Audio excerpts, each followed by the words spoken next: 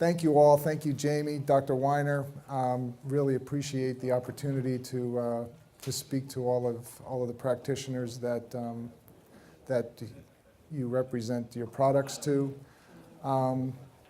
As Jamie said, my name is Mike Petteruti. I'm here with a colleague, Hamani Patel. We're from Gnosis, and Gnosis is an Italian company located. The parent is located in Milan, Italy. And we have been in the business of manufacturing and developing nutritional components as well as antibiotics and a few other ingredients for nutrition and pharmaceutical industry. The primary focus of our business is nutrition. And actually the company was started based on a group of scientists that saw an opportunity with a compound called S-adenosylmethionine, which is one of the major methyl donors. I'm seeing heads shake, so they're familiar with it. So that's really what I call the icon product of Gnosis's portfolio and our business. That also was one of the group of scientists that began this venture to commercialize SAMe also had knowledge, Gnosis, in the benefits of reduced folates. So that is also in the same category related to the same metabolic or similar metabolic process that SAMe is. There is this concept of, or actually this is not a concept, it's a scientifically known process of the use of reduced folates in your methylation cycle, one carbon methylation cycle. So the science of reduced folates has been part of our company for probably 30 years. And the literature over the past 10 has developed even more, demonstrating that the benefits of reduced folates far exceeds even what we know now as the benefits of supplementation with folic acid. So the ingredient we're going to start off with is a reduced folate. And it's a product that we developed about 5 years ago. There are other reduced folates in the market, represented by a couple of larger companies. Gnosis has been in the reduced folate business for at least 8 to 10 years, and we are one of the 2 leaders in the category, the other leader being Merck. So Quatrefolic, and I'm going to break the rule by going back and forth here, is a reduced folate. Does anybody know what a reduced folate is versus folic acid? I'm going to explain it, but really what this amounts to is taking folic acid and breaking it apart into its 2 functional pieces. Actually, it's a single functional piece. So folic acid as a chemical is what they refer to as a racemic mixture. And that racemic mixture, because of the way the compound is constructed, has a useful portion and a metabolically useful portion and a metabolically useless portion. The useless portion actually functions to stabilize the compound, but the useful portion from a metabolic standpoint is what we're all after, what our bodies are after and what we're after commercially to be able to help speed up the benefits of the use of that reduced folate side of the compound, and that's what Gnosis is focused on. The useful portion of folic acid, or the reduced form of folic acid, the folate, is very well known in a lot of different health benefits. It has, as you probably have already known or heard, a huge benefit in the use of pregnancy and women, maternal vitamins and things like that. It also has a very strong benefit for adults, older adults, infants and children can all benefit by the use of or having access to reduced folates. So I mentioned a cycle called the one carbon metabolism cycle. It's a cycle that's present in every single one of our cells, and it's, you know, the complexity is beyond my ability to explain in detail, but the the concept is very simple, I think, to explain when you boil it down to the fact that every cell needs to have folate, that bioavailable folate, and that folate and those B vitamins that are in that cycle in each of our cells interacts simultaneously with the methylation cycle, which is also happening in our cells, and those cycles feed off of one another. SAMe, folate, homocysteine, B6, B12, all contribute to a synergistic method that keeps our cells running. Now those cells and those methylation cycles feed into regulating DNA and how our cells function. How our cells function meaning everything from how your genes are expressed to how enzymes are created, how your body processes nutrition. So it really is the cycle of life. So the process occurs in all of our cells, maintains and regulates our genes, manages our energy production, is involved in detoxification, immune functioning, mood balance, and controlling inflammation. So as you can see, the cycle is critical to everyday life, and without that compound, that cycle doesn't work. So where do we typically find sources of folate? In our food sources, it's present in all of the obvious culprits, I would say. You know, we heard Dr. Weiner this morning talking about the value of vegetables and good diet. We would hope to be able to get all of our necessary nutrients from our diet. As we know, we don't have that luxury for a lot of different reasons. But if you were to be able to try and optimize your natural intake of folate, here is where you would look for those sources. Now, what's interesting is even if you were able to gain all of your folate from, and pretty much you can say this for all of your nutrients, if you were able to gain all of those nutrients from our food, it would be wonderful. But in the case of folate, you can see here, the slide represents, it's telling us that even under optimum conditions, we don't have the luxury of gaining all the benefits of the folate that's available in our diet for many, many different reasons. One of the main reasons is obviously our food sources have changed so much that we don't optimize the amount of nutrition that are should be in our foods. A lot of times our bodies aren't functioning optimally, so we're not able to extract, quote unquote, the amount of nutrients we would like to be able to get from our foods. So what we have here is, what we're going to slides in the next couple slides are going to show is, with the availability of this reduced form of folate, you can now have the opportunity to take the bioavailable form at concentrations such as are represented in the products of Nutritional Frontiers, to be able to have access to that bioavailable form without worrying that your body isn't going to be able to process it.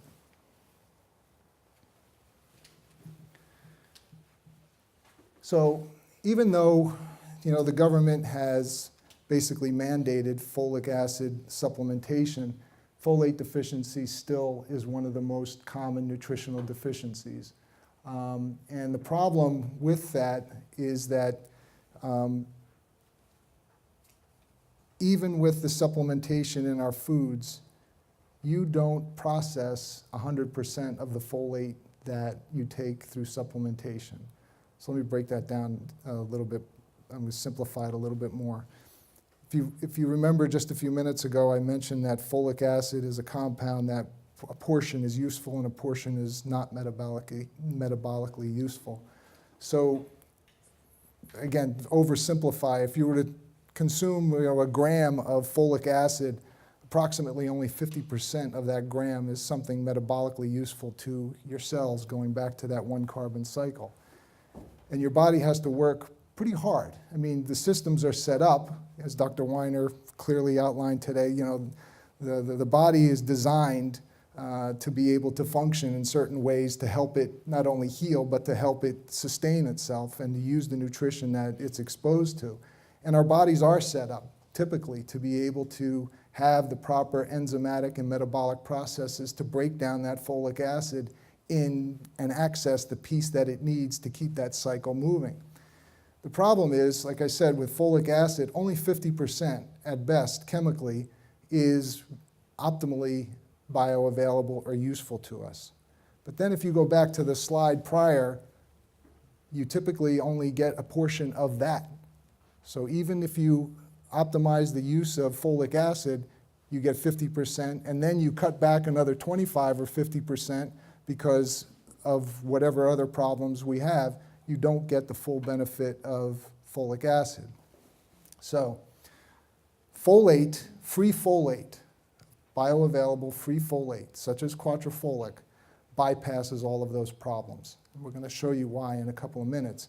But that's what bioavailable folate, free folate does, and helps you avoid the problems of folic acid. So, Mike, yes? Will we say that the folate is 100% active versus folic acid maybe 20%? Yes. Yes. That's a fair number. Yep. So, typical folate intakes are poor. Diets may, in many individuals, for several reasons.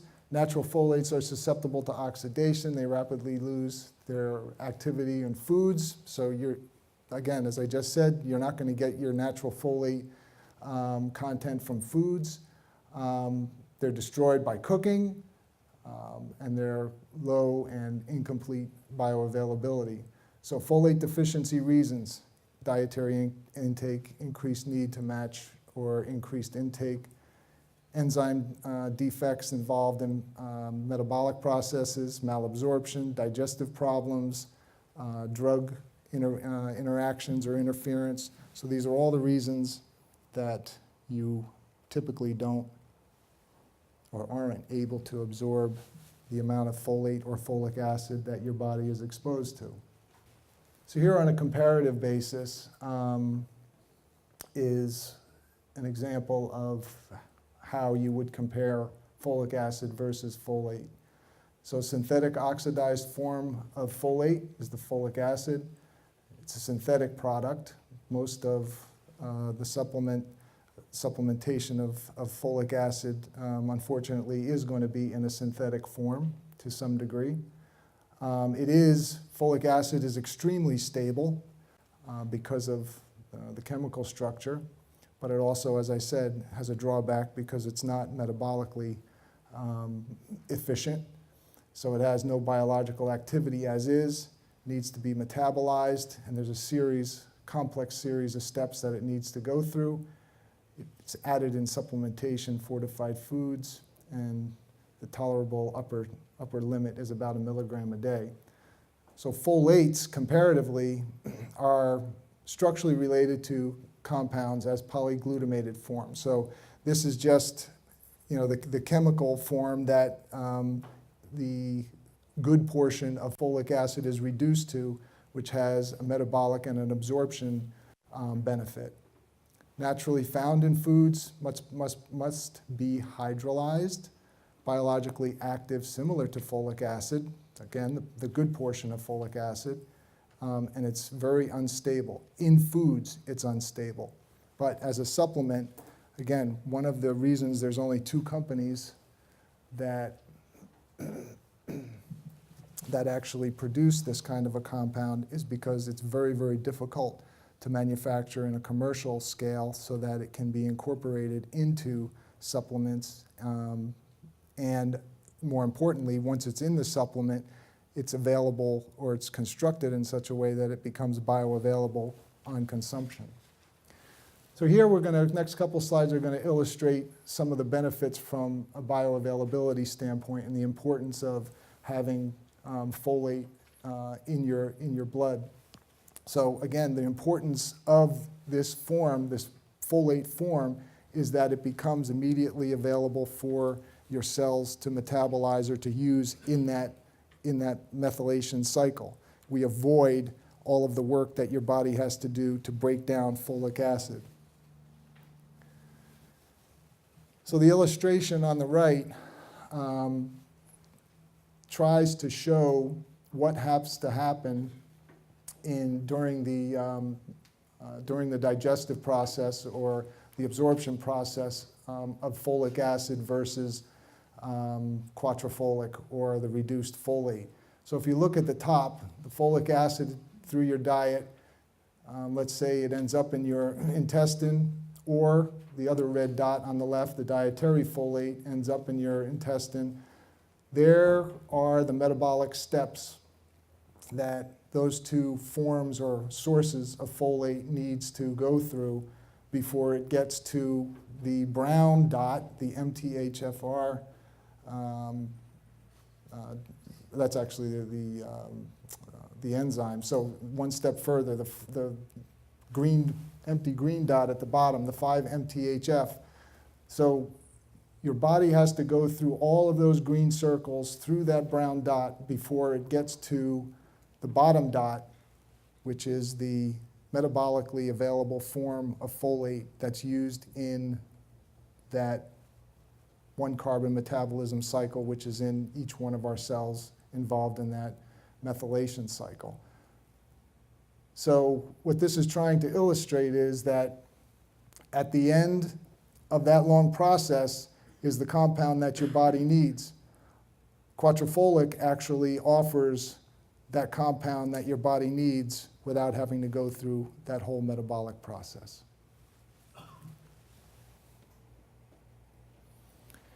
Here we have an additional illustration that tries to create the image in your brain of what happens, again, in your small intestine, in your gut. So again, if you look at the top in blue, folic acid enters, is absorbed, has to go through a variety of enzymatic challenges, breakdown, to be able to get it to the very bottom, L5-methyl-THF, and then it's absorbed and becomes circulated through your hepatic vein, which then is distributed throughout the rest of your body. Again, the quatrefolic enters as that active compound already and allows you to avoid to have to go through all of those enzymatic breakdowns to be able to get to that active portion of folate. Again, another illustration to try and make the point clear. On the left, all of the metabolic processes. On the right, completely available immediately for use in your cells. So what this is what I'm leading to here is, I began by trying to explain one of the major benefits, and I keep repeating, one of the major benefits is that this compound now is in a form that your body can use immediately and readily. So if all of our bodies are functioning perfectly, quite honestly, folic acid is fine, but we're not. And you all know that your patients typically aren't functioning fine. And we all know, at least in our industry, that there's a growing population of people who are exhibiting traits, a lot of them based on genetic dysfunction, that don't allow them to process folic acid properly. So part of what we're trying to show you here is there are a variety of enzymes, as we've shown in a couple of illustrations, that are involved in breaking down the typical supplement of folic acid. We know the literature is full of data, and that data is growing, that is showing us that the population is starting to demonstrate the inability, and a growing population, the inability to break down folic acid. So the availability as a supplement of a reduced form of folate is really critical to this growing community of people that aren't able to break down folic acid for the reduced folate form.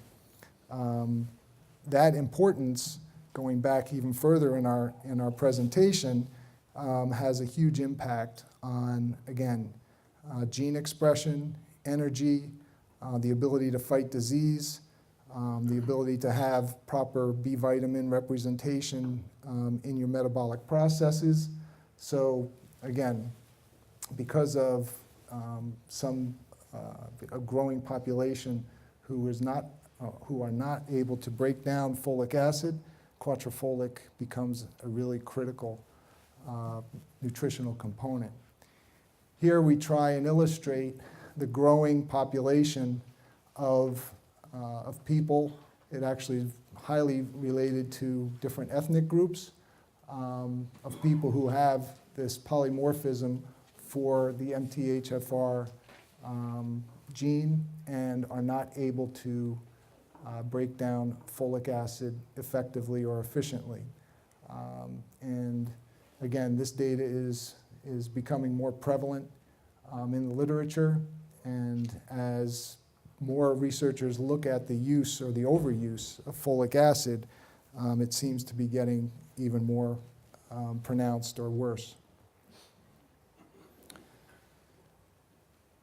So MTHR polymorphism is one of the main areas of recent and future research, as I just mentioned. It could have an effect on several human disorders that already have their own complications. So here are symptoms and conditions associated with individuals that may have MTHFR polymorphism.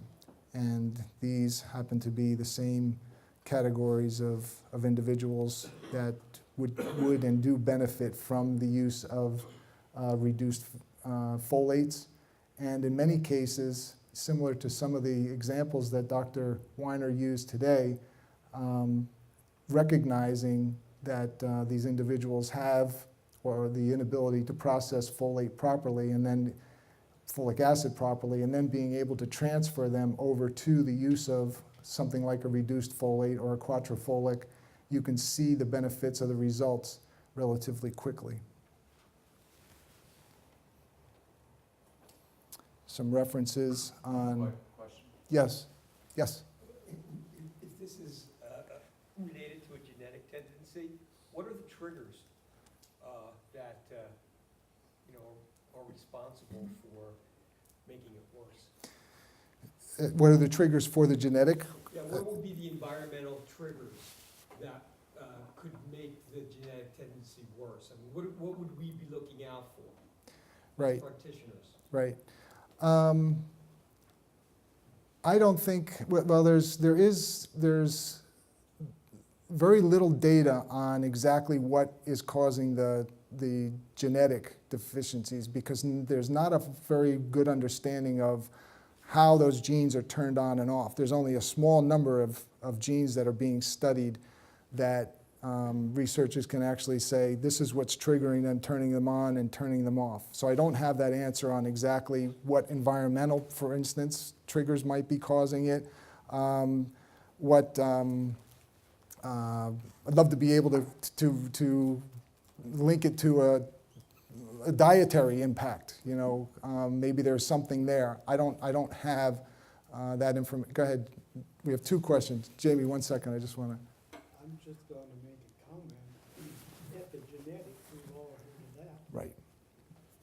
Who knows? GMO could be a contributor. Right. And so my final answer for you is the genetic piece could be already inlaid, and we don't know where it came from. It could come from, from a heritage standpoint, when you look at the different ethnic groups, there could be, something in that ethnic group that is prevalent that we don't know what it is that's causing it.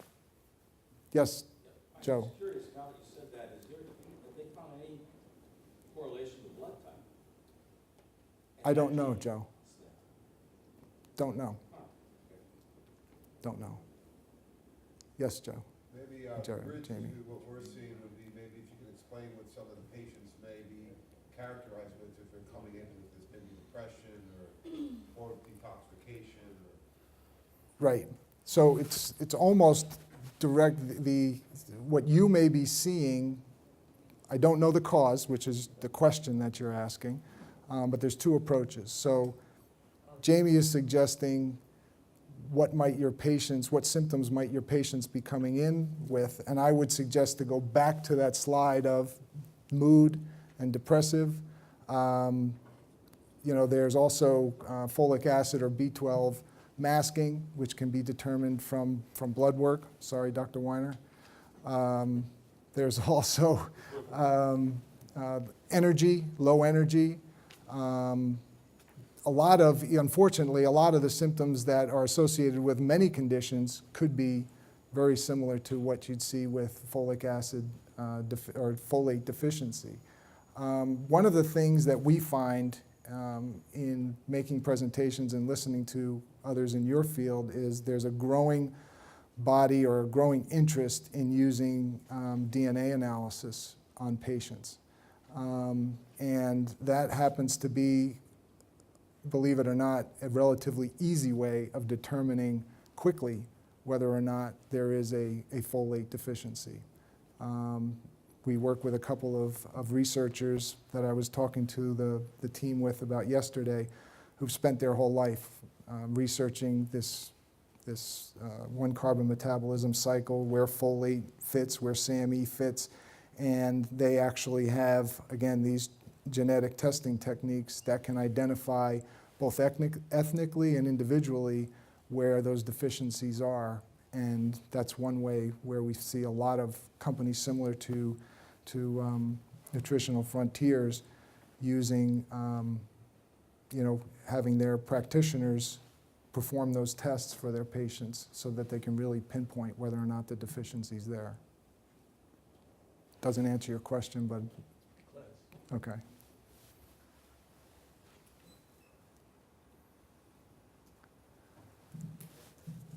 One thing that I certainly was never aware of, and it's something, again, to be aware of, is that, folic acid,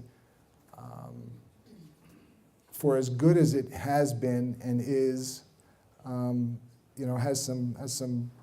does have a downside, a couple of downsides. It can cause toxicity. It can accelerate cognitive decline in the elderly. It has an impact on natural killer T cells. It reduces the immune system capacity to kill, malignant or pre-malignant cells. So it has a negative impact on, how your body fights disease and inflammation. And a lot of times, it's very difficult to detect when you have folate toxicity. I would expect somebody in the group to want to know, well, how do we make that determination? Again, it goes back to, I think, you need to have some panel work done on your patients, or know exactly, what they're eating, what they're taking, and have a lot of diligence on trying to figure that out if you're not going to use those kinds of techniques.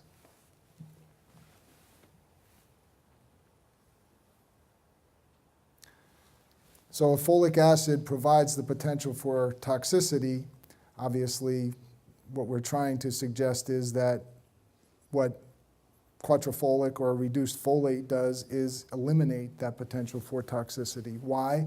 Because it's the already bioavailable form, or let's say the good form or metabolically immediately usable form of folic acid. The quatrefolic or reduced folate does not allow for that toxic potential. Yes? So you're saying quatrefolic, there'd be no danger in overdoing it, basically? Correct. The body knows what to do within the Only uses what it needs, and the rest it eliminates. No storage. No storage.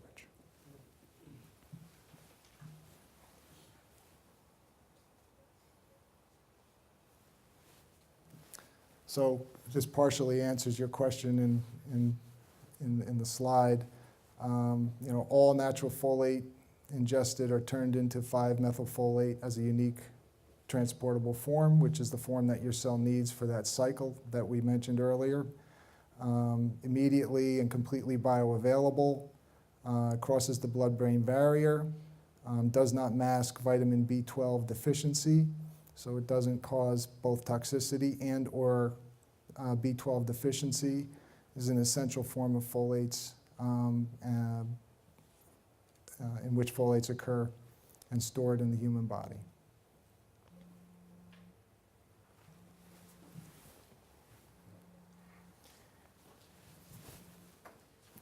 So I'm going to move a little bit faster. This is just relative to work that Gnosis had to do to demonstrate that its compound was, in fact, the reduced form and bioavailable. This is work that needed to be done to file with the FDA so that the compound was recognized as a new dietary ingredient, which is just one of the regulation requirements.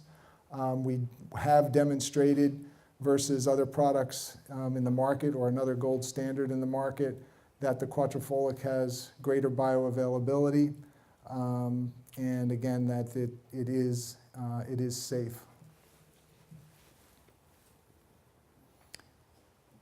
From a manufacturing and an application standpoint, there are some physical benefits. One of those is, which we talk about, is the solubility, which may also be part of the contribution to the bioavailability benefits.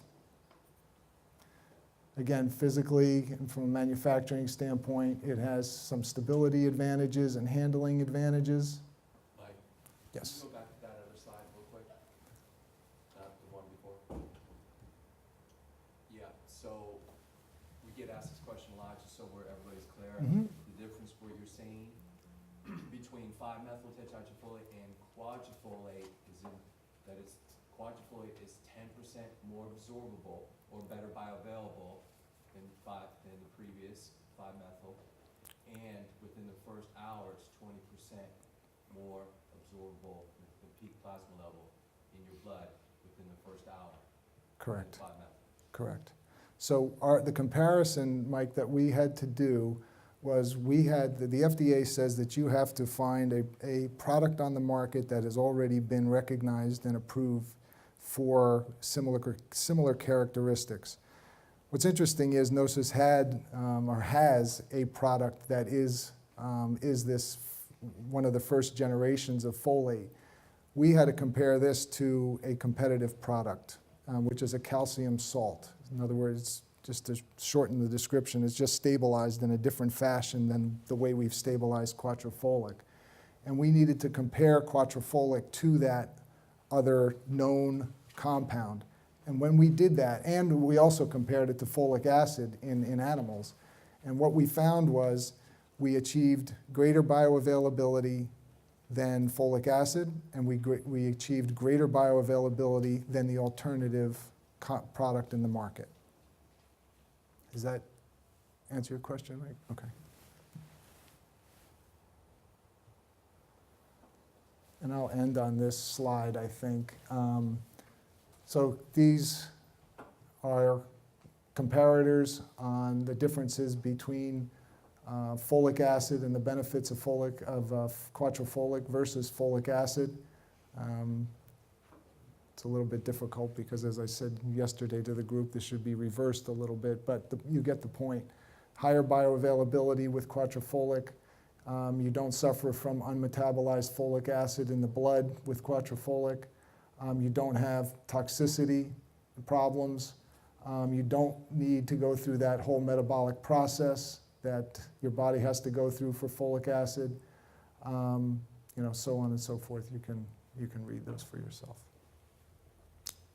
Anything I didn't touch on, Jamie, that you want me to? Maybe it's a little more of the clinical application, I can maybe come up real quick and then if you're the formulas, and then do you have the other presentation? Sure, sure.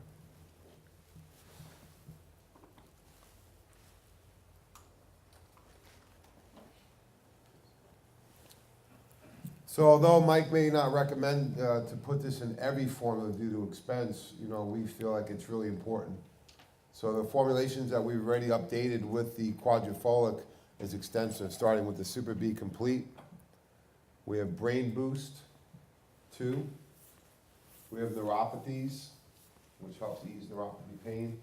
We have the new Just for Kids chewable multivitamin. It's the only multi I've seen out there for kids with the Quatrefolic in it, in a chewable form. It includes a DMG.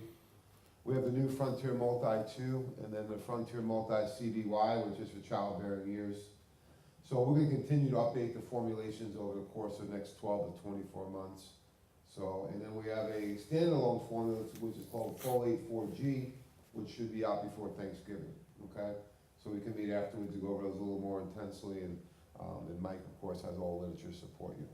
So I know it's pressed for time, but Mike's gonna finish up the last 15 minutes or so, maybe 20, going over the BioOptim, which is a patented, research-based, trademarked ingredient, which is Saccharomyces, but without a doubt, one of the best ones on the market.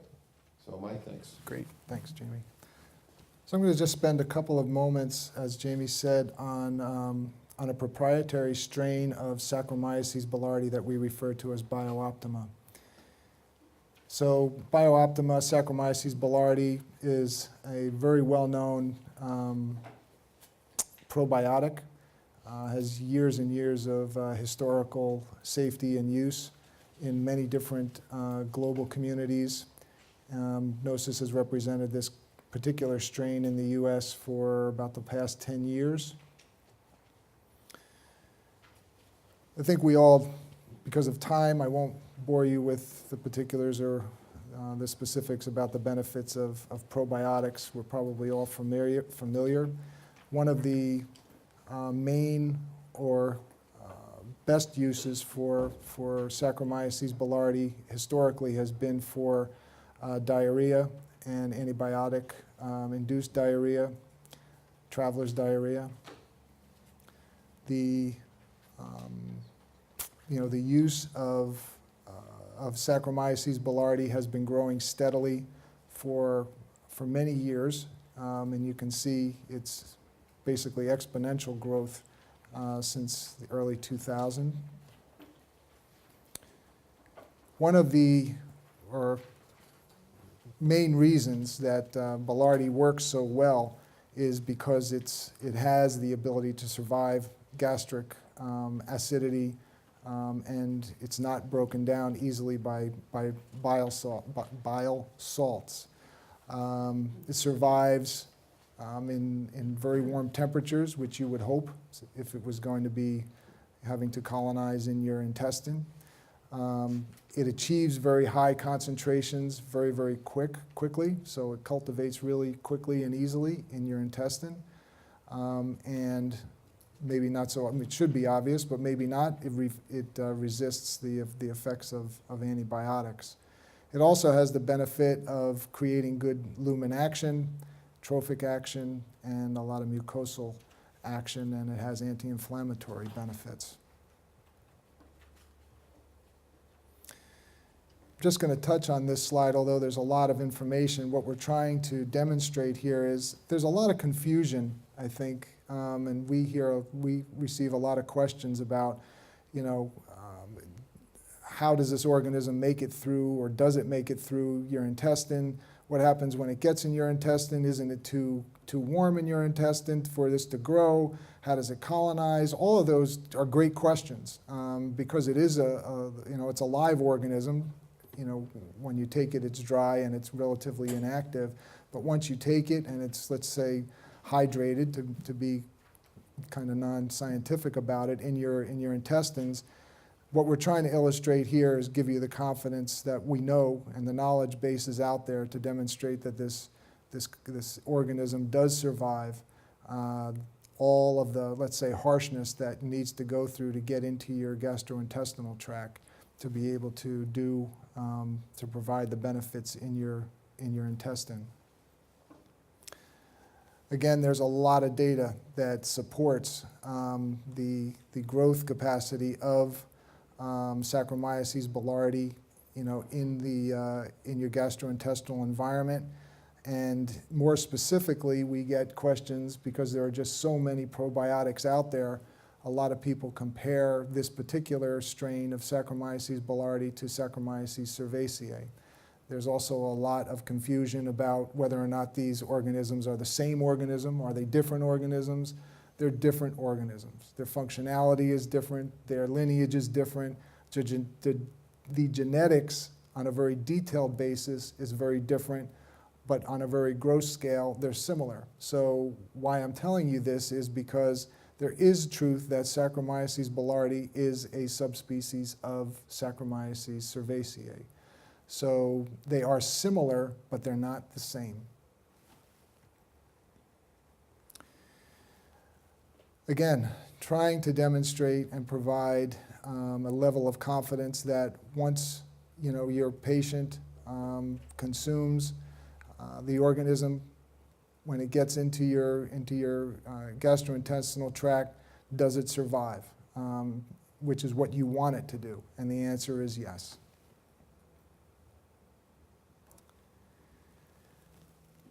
So there's also a lot of human data literature demonstrating its benefit for a lot of serious gastrointestinal problems. In this particular slide, we're showing that it's been studied, clinically studied, for its benefits in antibiotic-associated diarrhea due to infections of Clostridium difficile, which is a very serious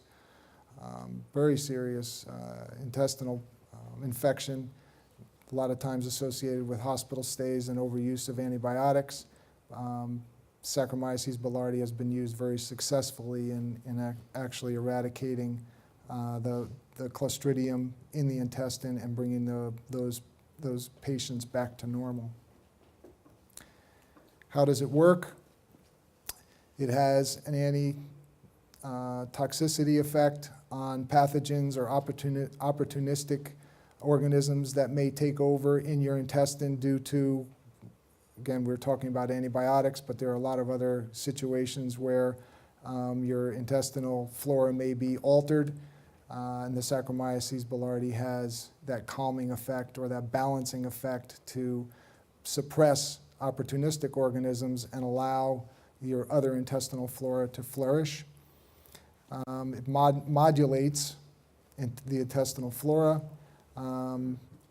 The Saccharomyces also increases short-chain fatty acids, the bioavailability of short-chain fatty acids in the normal colonic function.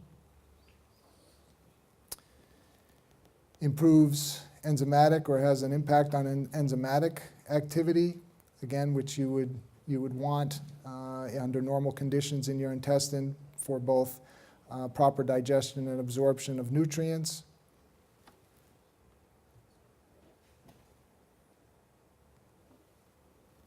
And it also has an impact on moderating or decreasing the synthesis of inflammatory cytokines. So it has an impact or an anti-inflammatory impact as well. And again, another calming capacity. Some of the important factors to the commercial side of the product, it is a proprietary strain. We have human clinical data that demonstrates some of the benefits that I've outlined in the previous slides. We use some special techniques known to Gnosis to be able to create a product that's reliable and consistent. Again, I already mentioned, we have clinical work. We can demonstrate its survivability through the gastric system, which translates into the benefits for your patient. We have stability. We actually provide this ingredient to many global markets as a drug. So we actually manufacture under conditions that are recognized as a pharmaceutical grade or level. So from a consistency and a quality standpoint, it's something that you should be very comfortable with.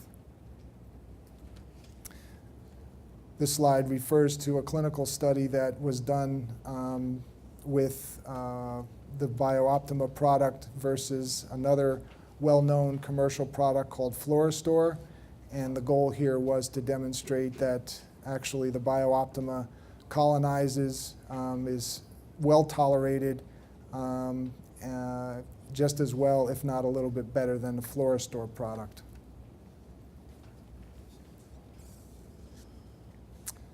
That's not interesting to you. And again, using a comparative for why or some of the benefits of Saccharomyces should be recognized over other probiotics. Any questions? Yes? So the difference between the BioOptima and the BioCodex? Yep. So the BioCodex is also Saccharomyces Boulardii. Happens to be a different company. And the strain, the identity of the organisms genetically is within 1%. So genetically, they're almost the same exact organism. I was telling the group yesterday, and that was the intent of Gnosis in selecting this particular strain and licensing this strain, was to have a product that performed as well as that gold standard in the in retail already. And the study that I referenced, I went a little bit too fast, and Rashid was supposed to slow me down because he actually did a great job in describing this study. But this study was actually done in comparison to the Codex, which is the Fluorostor product. And again, the goal was to demonstrate it performs just as well. And then for those of you that know Codex or the Fluorostor, at one time they were really the gold standard for this product. Any other questions? Well, again. Sorry, I was stepping in and out. What about dosing? We Yep. looked at dosing yesterday. You went through that real quick? Sure. Typically, this is. So I passed out a flyer with SBC2. That's all formula with the Saccharomyces to BioOptima.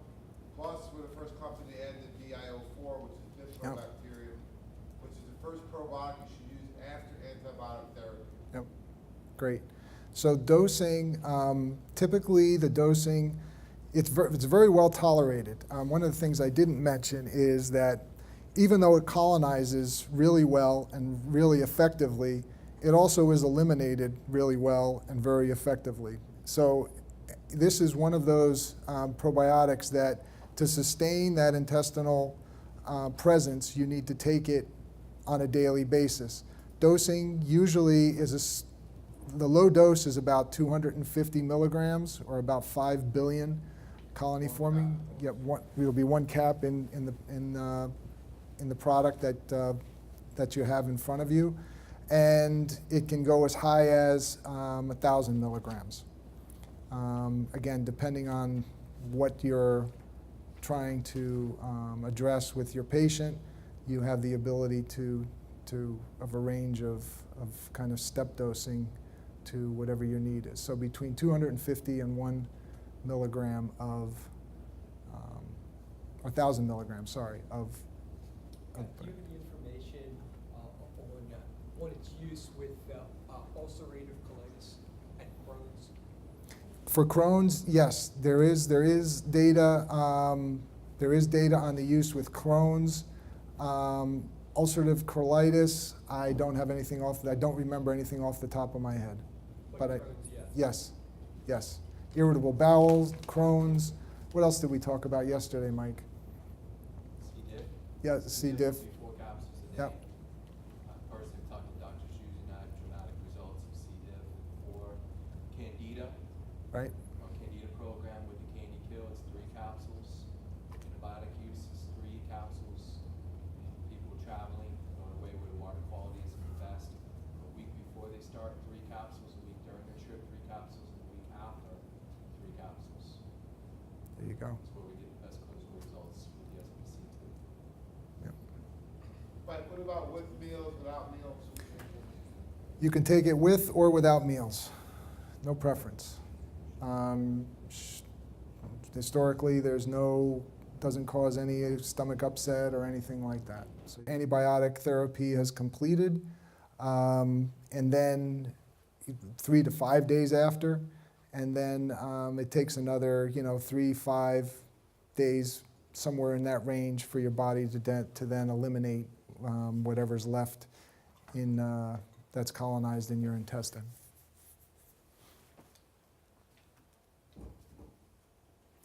Great. Jamie and Dr. Weiner and everybody from Nutritional Frontiers and all of you, thank you very much. It's been really nice time for the past 2 days. It's been really an honor to be able to come and speak to you all. And anything we can do to help you from a knowledge standpoint, references and things like that, we're more than happy to help. And obviously you can go through your representatives and we'll get the information to you. Thanks, Mike. Okay.